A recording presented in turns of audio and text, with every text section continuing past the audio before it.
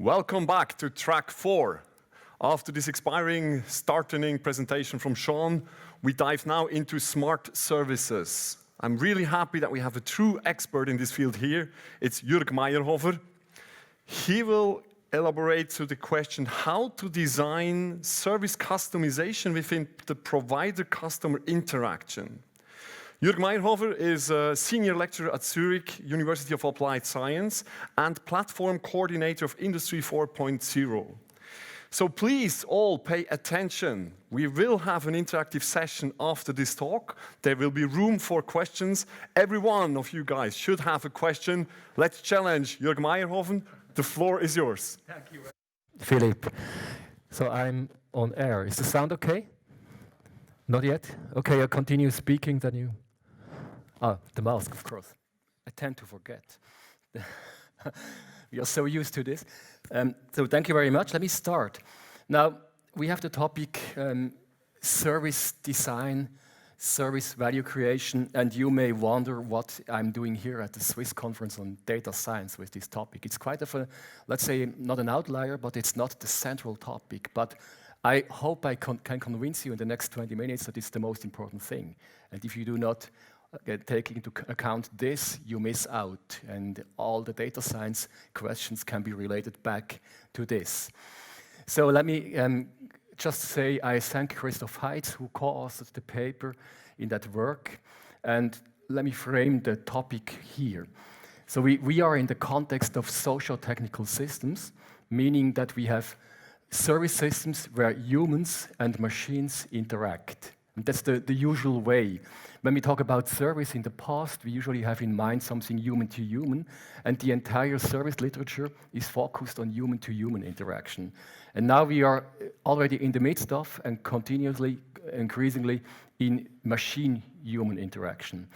And also to frame the topic, if you see this, when we talk about digitalization, we can do it either in the direction of the processes or in the direction of the products and services. And this frame taken from literature says if you do that, you do something like smart factory. And if you go up, you do something like smart products and services. And it has been shown by surveys that in our Central European economy, most companies did that in the past. Why? Because we wanted to save costs. We wanted to stay competitive, and then you automate and squeeze out costs. But you miss out some opportunity in the market because here you have new revenue potential. That's why it's so important to have a focus on that. And my today's presentation is in that area. And it's also the other way to see it is in the angle of service dominant logic, saying that everything that we do is service. Even if we sell products, we sell services. So having, for instance, this tool in my hand here, this is a service. I could also ask Philip, do you switch the slides? That would be a service. I have a tool doing it for me. So every tool, every product is a carrier of service value. And then the value creation moves to the interaction with the customer. That's why the design of that interaction is so crucial, that we understand how is the value created there. And so to show again, so we move from human to human service interaction, we move to human machine in social technical systems. There may be a long-term future where we have just machine to machine. I assume that then the whole service systems need to be reconfigured, but as long as we have at least a human, the human gets human value. Even if you are operating a fully automated factory, as a human manager, you get value from that automated factory. And now, what happens when we have human-machine interaction is that we are the longer, the more forced into standardized procedures. Machines, they have their scripts, and we need to act according to these scripts. So if you handle such a machine, whether it be an industrial machine, a ticket machine, whatever it is, you have to do first this and then that. And if you don't take your cash, you don't get your card back and things like that. And that's okay, but it reduces our way of acting and the way we perceive value as humans. And you know that many people feel uncomfortable in such a situation. So we are looking for more customized approaches, and there are some of these already. Like, you know, chatbots, they are becoming customized. They tend to act according to what the user does. Or also we have collaborative robots, so we have these interactions here with robots which become customized. So we are in the transition of this, and if you look at this qualitative curve, starting in the historical moments, we have the cost of service has decreased, the red line, over time, over the centuries, thanks to automation, and that's a good thing. But the individualization also decreased. Many years ago, we still went buy a ticket in that situation, talking to a person. Today, we don't do that anymore. It has decreased our individualization, but now we are at the step where the cost can still decrease, but the individualization can go up because the autonomous systems become human-centered and become customizable. And then when we look at value creation usually happens in ecosystems. So look at, for instance, this. We have a company A delivering something to a company B, and such an ecosystem opening up has many individual actors in it. And we have to zoom into a bubble of a company and then find individual users, actors. You can also say we have a persona for this. For instance, a service manager of the provider may talk to a purchasing or operations manager of the customer. And that's the place where we look at this individual value creation. Just for the sake of completeness, there are two terms. In service-dominant logic, we rather talk about mutual value creation between actor A and B, so two of these dots in the ecosystem. And there is another series talking about value creation for the customer and value capture for the provider. In the paper, we used the second one, but it doesn't matter. So value creation means the provider gives a service to the customer, the service gets a value, then the provider needs to keep some value back. The most obvious thing is payment. If the customer pays, the provider gets value back. But something is also other value dimensions, like data, like reputation, like mouse-to-mouse propagation, and so on, promotion. Now, this value creation and value capture happens along customer journeys. I guess most of you are familiar with the term. The customer goes through a series of steps, and this is a generic form, like you get aware of something, you join it, you use it, you leave it. It may be buying a machine, getting aware there's a new machine, a new software, a new AI tool, signing a contract, using it a couple of years, and then upgrading. It may also be zoomed in. You have, let's say, you have a breakdown of your software today, you get aware of that, you open a ticket, you get it repaired, the repair is done. So that's the concept of the customer journey, and the value creation happens in this. And now we need to understand, what do the receivers of this value, the human beings, what do they need? And this is also a very often used scheme. We describe users in terms of their jobs to be done, the pains they have while doing so, and the gains they get. I guess most of you have seen that before. So that's the concept we use. And now, over that customer journey, we provide this value from the provider to the customer, having the customer jobs, pains, gains, and we provide a value proposition to the customer. With that, we now have framed the topic to be on the same page in that data science conference. We are now on that service scape here. And the research question is, how is value created in this kind of thing? How is the value exactly quantifiable? And please bear in mind, we have 4 dimensions of value that we look at, taken from that literature here. Functional value, financial value, social value means providing something like standing, reputation to your customer, and emotional value, providing something like good emotions. And also in business-to-business services, we need all these value dimensions. So we have done projects with factory workers, and we tend to think they just need functional value because they need to handle the machine. And maybe they need financial value because they want to be efficient and gain money and save money and so on. But also in that context, people have things like social or emotional value. They want to work with cool tools. They don't want to work with tools which are something like not easy to handle and so on. And often workers also want to have social value, means having a good reputation in their team, in their factory, with their customers. So we need to take care of these value dimensions also in the business context.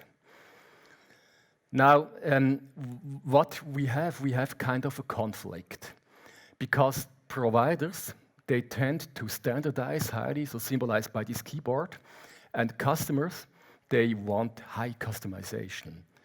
They want fully individual service, and this costs a lot. So the providers, they want to avoid costs. The customers, they want to have this customization. Now the question is, how can we model this?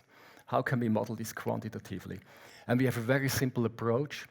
We say along these steps, the customer has an expectation, the green bar, and the provider has some invest in providing that value. And what is left, red, over here, is the expectation gap.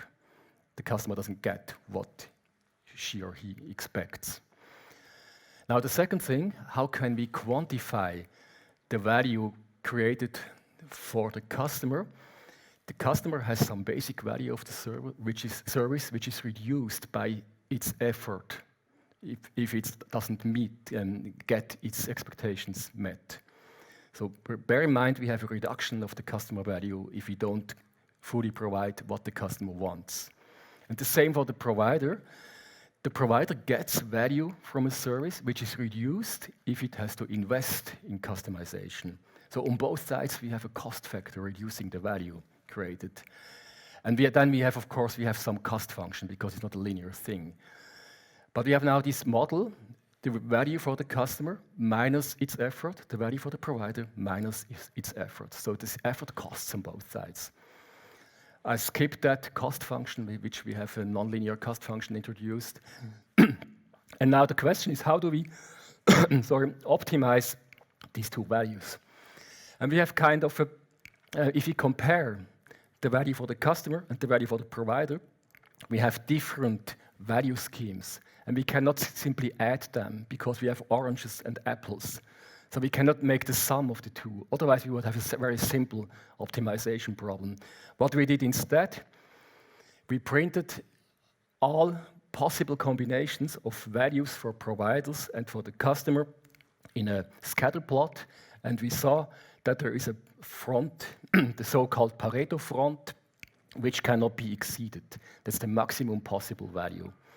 And then we looked at a couple of constellations in this surface, which may work well. And you see here, for instance, B and C, the 2 points here, where we have found, this is 4 and 1. Point 1 is extreme customer orientation. If the provider is extremely oriented to the customer, does everything to meet the customer expectation, then we are quite optimal, somewhere on that front here. Point B and 4 is more or less the same, is one size fits all. In that case, the provider is absolutely not customer-oriented, does just anything for all, the same. So if providers choose one of these strategies, they may land on that frontier or somewhere far below. And we also found that most intuitively chosen customization strategies are far from being optimal. Most of the points are below the Pareto frontier, and that's a waste. That's a waste of value for the provider and the customer. Having the same cost, a provider from point A could move either to that point B or that point C with no additional cost, create more value. So it's not trivial to find if you are on that frontier or not. And that's now the point where we are in that research and where we go on is we want to investigate in practical situations in which branch. Let's take, for instance, manufacturing of machines. Let's take a consumer industry and so on. Where are they and what are the strategies to move from A to B or C? And with that, I have 1 minute left and I conclude my presentation. So we now gave our service manager a tool in its hands to find out not to waste value. Fine, thanks.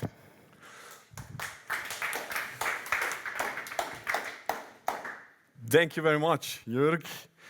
So for you in the virtual session, you can type questions into the chat.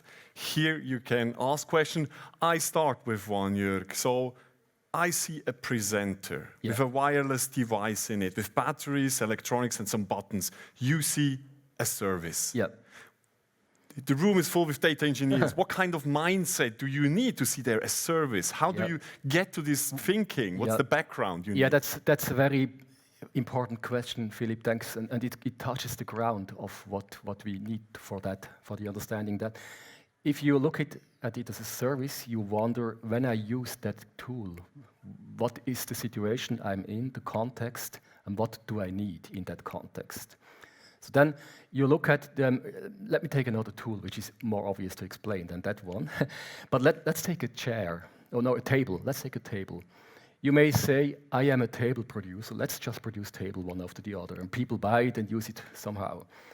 You may turn it around and say, what do people do with our tables? So we may be Martina sitting there and working, and we may be somebody having an invitation for guests. It does completely different things with a table. And then we find out, what do these people need to do? How do we need to design the table? Does it need to be transportable or not? And then we design it as a service. And in the end, the user maybe doesn't even have to purchase the table. Maybe we can solve the problem somewhere else by providing other means than a table. Now, translating to this, while speaking, I reflected, it may mean, do I really need such a tool? I don't. Well, there is a missing arrow on it because too often used. It was not turned on at the beginning. It's a good tool, sure. Maybe there could be something else, having my slides flipped here. Maybe why couldn't I have another means? I'm standing here and want to flip my slides. I also would like to preview my slides. I had my tablet here with a preview of the next slide. I didn't see it here. From that perspective, my pains are different than what it is solved by that. And then maybe this takes us to other approaches. Why don't we download an app to anybody who has a smartphone in front of the face and flips through? So data scientists can learn this kind of thinking? Yeah.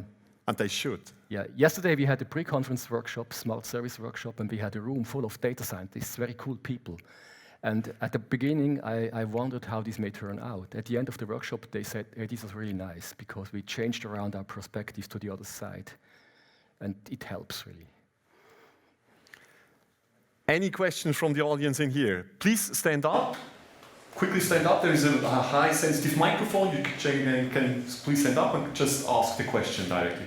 Okay. Yes, please. Perfect. Yeah, thank you very much for this very interesting topic and presentation. So how do you handle this customer and provider value? It might changes over time, as you said. Yeah. These examples, it's not a static variable. It's changing over time. It's perceived by the customer and by the provider. How do you act on this when the value changes over time? Do you see it as a dynamic variable in your research? May I ask which time scale you mean? Short term, inside one journey, or do you mean over the years? Yeah, it could be all. Oh, okay. I mean, inside one journey, we design it. This may be 2 hours or half an hour. We design the value creation for each of the steps individually. And as you say, it may be completely different in step 1 and step 3. We do that by designing the individual value propositions in these steps. If it changes over years, it may be that now, this year, we have different values than 2 years ago concerning remote work and whatever, and online things. Then we would adapt these parameters of the model slightly. So we would take them along and remodel the whole thing. Yeah. Please. Thank you, but I'm still a bit clueless on how you assign value. If you have a social value, like it's cool, how do you rate that versus an economic value of saving money and so forth? Yeah. Because it's all about assigning value to certain features to optimize the feature set for a service. So that question of these value dimensions here, I didn't shed light on this. Thank you very much for that question. What actually we do, we incorporate that in that customer expectation bar here, in this provider effort. So this is quite kind of, we have another paper, we had another presentation a couple of years ago, where we had these value dimensions as a vector, with elements, social value, functional, and so on, multiplied by their weights. And then you get a scalar out of that, which represents this bar here. So it's somewhere integrated, accumulated way in these bars. But it's not enlightened in that document or that paper yet. Imagining every company looks at those points and deducts I'm underperforming, Yeah. and I move along the x-axis, Yeah. and once in a time every company is at the edge. Or, What happens? you know. Okay, two things. Thank you very much. I hope I have still a minute, Martina. One thing, I mean, you see, this is not one solution. It's a full set of solutions. And every company needs to choose, am I rather B or C, because both are in the same way optimal. And you see here, in B, we have more value for the provider and less for the customer, and here the opposite. So you have a strategy. And if you choose, I am in a competitive market, I need to provide more value to the customer at the cost of my own value, that's already a thing where every company lands somewhere else. That's one thing. And the other thing, if let's say we had all companies in the world now sitting on that frontier, I guess you ask what is the differentiation then? Nothing stays constant, and that was your question. Meanwhile, the economic, the context, society has evolved, and they move down from the frontier if they do not stay up. Oh, that's my own timer. Thank you. And so we constantly have to adapt to the context. If you do nothing, we get worse. Only by continuous improvement, we stay on the line. And not all companies will manage that in the same way. So Jürg, thank you very much. Here a small present. Wow. You find your name on top of it. So Excellent. the conference thanks you. Thank you very much. Jürg is here for the lunch break. Network with him. We see service is a very hot topic for the data scientists because data is only data, but then you need the service, the business behind. Yeah. Thank you very much. Thank you much. I enjoyed the questions. Thank you very much.